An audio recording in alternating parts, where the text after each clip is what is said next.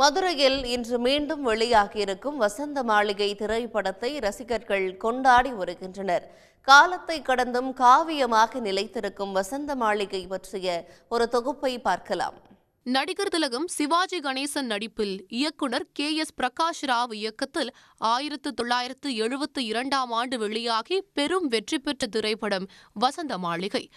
ராமநாயுடுவின் பிரம்மாண்ட தயாரிப்பில் வெளியான இந்த படத்திற்காக அமைக்கப்பட்ட மாளிகை அரங்கம் இன்றளவும் வியப்பினை ஏற்படுத்தும் ஒன்று.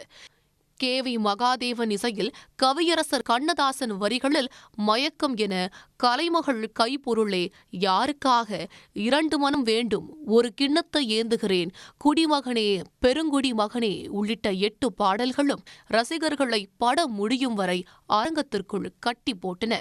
கதைக்களம் காதல் தோல்விதான் என்றாலும் ரசிகர்களிடையே பெரும் வரவேற்பை பெற்ற வசந்த மாளிகை 750 நாட்கள் ஓடி பல திரைப்படங்களின் வசூல் சாதனையை முறியடித்தது. இலங்கையில் 250 நாட்கள் ஓடிய வரலாற்று சாதனையும் வசந்த மாளிகைக்கு உண்டு.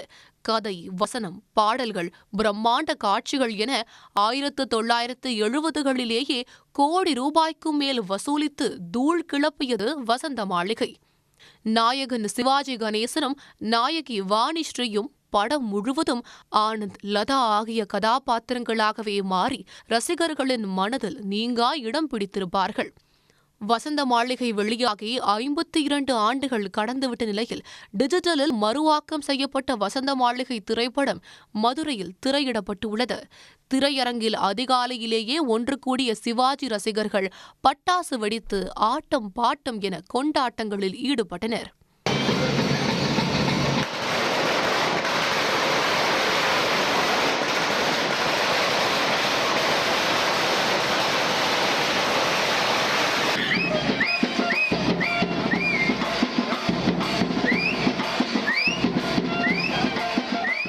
சிவாஜி கணேசனின் வசந்த மாளிகை போன்ற திரைப்படங்கள் தலைமுறைகளை கடந்து வரவேற்பை பெற்றுள்ளதாக திரையரங்க நிர்வாகிகள் கூறுகின்றனர்.